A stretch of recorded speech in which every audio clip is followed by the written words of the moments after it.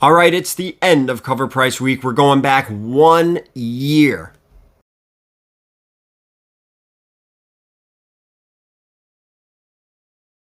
All right, guys, here we go. We were looking at our top 10 from Covrprice from 1 year ago. How did those books do then compared to how they're selling now? Before we get into it, hit the subscribe button, use the Covrprice discount code in the description below, hit the thumbs up, leave a comment down below, and here we go. Let's get to number 10. This is Teenage Mutant Ninja Turtles, The Last Ronin, number 1. Last year, GameSpot dropped the announcement that Paramount partnered with an unknown studio to adapt this beloved TMNT story into a video game. Many read that headline and thought, yeah, that sounds cool. That is until they read further and discovered it would be a God of War style. The community collectively said, yes, please take my money, and the excitement led to many to return to this first issue, which started that epic narrative to understand better what this game would be about. At the time, the Near Mint Raw copies were selling for about $60 and a 9.8 sold for $500. Since then, we have learned that THQ Nordic, most notably known for the Destroy All Humans, is developing the game. On top of that, THQ treated fans to a teaser trailer in August. Despite the consistent momentum, the most recent graded 9.8 sale was for a mere $196, a major bust. However, a Near Mint Raw copy recently sold for $83, a boost for Raw copies. It seems likely that the hype will grow further when gameplay footage is released. It will be interesting to see how the graded prices fluctuate and if Raw copies can continue to rise steadily. Guys, this information came out before, this content came out before the announcement of a Last Ronin movie. What do you think is going on right now? I would bet that prices have been pushed further up. This is a great story. You could buy it in hardcover. I don't know if they ever made a trade for it, but it's a 5-issue run. You had The Last Ronin, and then they did another 5-issue run, Last Ronin Lost Years, and now they're currently doing Last Ronin Re-Evolution. So this has some legs. It's a real story. Kevin Eastman, Ben Bishop, Waltz, like this is a real key. This is a real book. This is a really good book. Let me also say, please take what I say with a grain of salt. Don't go out and just start spending your money because I said something. Do your own research. Do your due diligence. Don't do what I say. Take what I say with a grain of salt. Just do your own research. Let's get to number 9. This is Dungeons and Dragons Saturday Morning Adventures number 1 by Tim Levins. Cover C. IDW tapped into some serious nostalgia with their Saturday Morning Adventure series, adapting the likes of TMNT, G.I. Joe, and you guessed it, Dungeons & Dragons. Some may be too young to remember, but in the later 80s, kids religiously tuned into this beloved animated series. Well, this book taps into the nostalgia, adapting a lost episode of the original show with the style it is known for front and center on the cover. It doesn't hurt that there was a featured Dungeons & Dragons release in theaters at the time to help drive interest in this hard-to-find comic. Last year, a Raw Near Mint sold for $70 and a 9.8 sold for $2.99 in July. This year, as hype from the movie release has died down, prices too have sunk. A Near Mint Raw copy recently sold for $30, a major bust. There haven't been any graded sales lately, meaning sellers are still holding out for that $300 mark. We will see it hit that threshold again. I don't know if we will. Now, after all, it might take another blockbuster marketing campaign to bring this book back into the limelight. The movie's box office success certainly makes the sequel possible, but as of now, the closest thing to a confirmation is Chris Pine saying that he's pretty confident a sequel will happen. I didn't get to see this movie. I have to see where it's streaming because I wanted to see it. Let's just get right into number 8. We're going to move right along. This is Deceased War of the Undead Gods, number 7, the Ben Oliver homage. Whew. A frequent flyer on last year's top 10 list, Ben Oliver brought the heat when he put pen to paper and brought to life a phenomenal homage to the Purple Rain album cover featuring Batman and Harley Quinn. While Batgirl number 40 from 2015 and Snake Eyes Storm Shadow number 19 knocked out the homage, they tend to be a bit pricey. Fans viewed it as an opportunity to pounce on this more affordable cover. Last year, the Near Mint Raw copy sold for $15 and graded 9.8 sold for $80. Unfortunately, as with many modern books, prices have dropped lately. A Near Mint Raw copy sold for $6, a 9.8 sold for $38. Now, both busts with the same downward trend continuing over time, will continue over time, or with this reimagined classic cover find its footing. Stay tuned. Expect this to kind of stay exactly where it is. I would be very, very surprised if it increased in value at all. Let's get to number 7.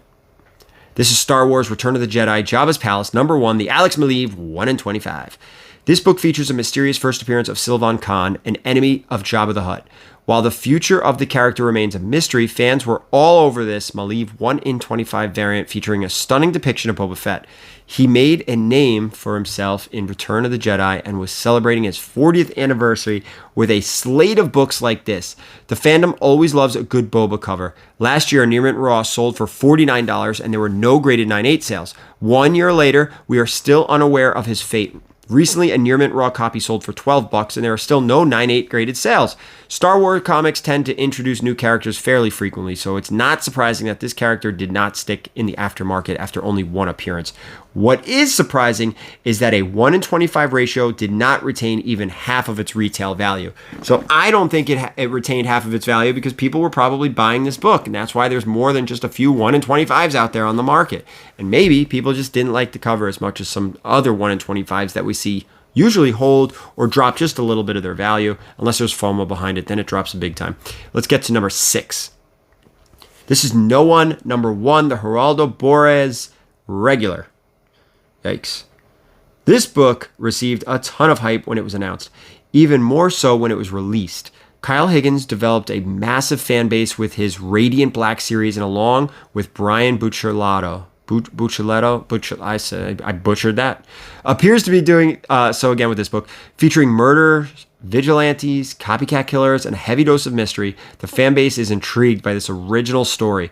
Combine that with the heavyweights like Patton Oswalt and Rachel Leigh Cook attached to the project via an in-universe podcast, and you have a very active aftermarket. Last year, Near Mint Raw sold for $20 and graded 9.8 sold for $80 in May. While the story was generally well received, the inaugural issue did not retain its aftermarket value after 1 year. Recently, our Near Mint Raw sold for $4 and graded 9.8 sold for $19 last month. Both are major busts considering the most recent 9.8 slab sold for less than Near Mint Raw copies last year. That's not to say the series is a bust, but the aftermarket value of this first issue did not retain value over 1 year. Yikes. I don't have a lot to say about that one. Let's get to number 5. This is Harley Quinn number 28, the Dan Mora 1 in 25. The community sure does love a good Harley cover, and that's precisely what they got with this Mora 1 in 25 variant. Mora has developed quite a crowd of supporters for his work on recent Batman books, and fans have grown to love his depiction of Harley. Last year, a Near Mint Raw sold for $40 and graded 9.8 for $54. 1 year later, Near Mint Raw sold for $13, and there have been no graded aftermarket sales. Raw issues are definitely experiencing a bust 1 year later, but it's too early to tell for graded issues. It's not too early. It's a bust. All right? Don't fall for FOMO. Patience will help you with this. Let's get to number 4. We are moving here. This is Avengers number 5. At the time, multiple sources reported that actor Demetrius Gross had joined the cast of Disney Plus's Wonder Man series, playing the role of Marvel's Grim Reaper.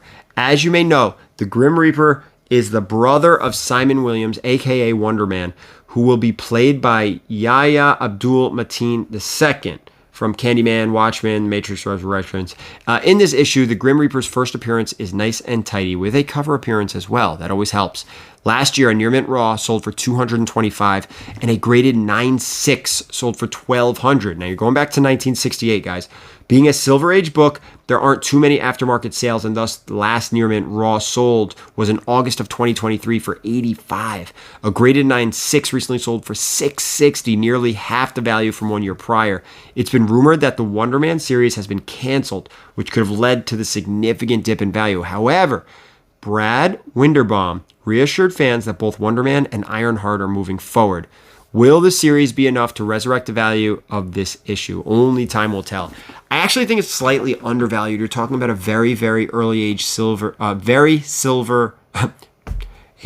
early Avengers Silver Age key, the first Grim Reaper. I think it's a little undervalued right now. But again, don't do what I say. Do your own homework. Do your due diligence. Let's get to number 3. This is Dragonlance number 1. It's from 1988. Last year, per Comic Book Resources, Joe Manganiello confirmed he's working with the Wizards of the Coast to adapt the D&D-based Dragonlance novels as a live-action television series. While the first traditional comic appearance began with this 1988 series, it was preceded by these 3 1987 to 1988 graphic novels. At the time, a Near Mint Raw sold for $40 and a graded 9/8 sold for $200.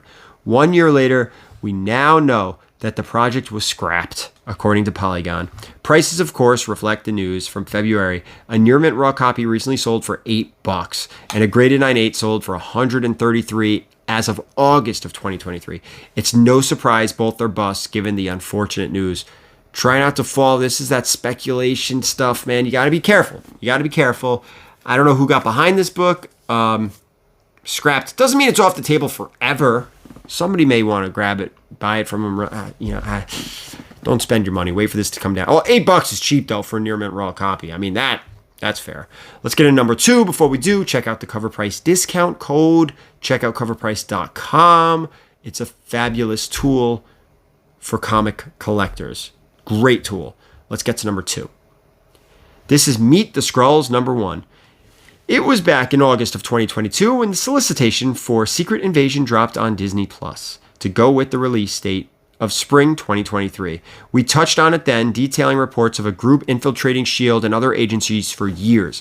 Many rumors were swirling about who Emilia Clarke would play at the time, and most speculated she would be playing Gia, which she did, in fact, play. At the time, a Near Mint Raw copy sold for $21 and a graded 9/8 sold for $200. Unfortunately, the show ended up being one of the most criticized Marvel projects to date. Even more unfortunately, Emilia Clarke's character, Gia, is now stuck in a state of limbo where she may or may not be the most overpowered being in the entire MCU. Yeah, that was a little crazy. We still don't know what her fate is, but the aftermarket doesn't care. Prices have fallen to $9 raw, $80 for 9.8, and the last sale was all the way back in August. Safe to say, if you purchased either raw or graded issues last year, you're stuck holding on to them for a bit, at least until we get some answers on if and how Emilia Clarke will be properly utilized in the MCU. Yeah. Sit on it. With that, let's get to number 1. This is the Terrifics number 1. James Gunn, you sly devil. Last year, he posted a photo on Twitter featuring the character that make up the Terrifics, primarily known as an analog of the Fantastic Four. The team is composed of Mr. Terrific, Metamorpho, Plastic Man, and Phantom Girl. This led fans to speculate that they could be the next character adapted in his all-new DCU. Fans immediately went to the aftermarket to secure a copy of their first appearance, pushing this book to the top at the time. Last year, a Near Mint Raw copy sold for $27, 9/8 sold for $52. Later that year, it was announced by Deadline that Eddie Gathie, nope, way wrong, will play Mr. Terrific in Superman Legacy. Now a Near Mint Raw copy sold for $16, while 9/8 sold for $125. While this appears to be a bust for Raw copies, it's a clear boost for graded as more Gunn Universe news develops and we learn more about the projects and characters. We will see if graded copies can continue for the upwards trajectory. That's it for our list. A little mix of DC and everything. DC and Marvel, that's great. With that, we are done. Thank you guys so much for watching this one. We went back 1 year, and as always, keep it comics.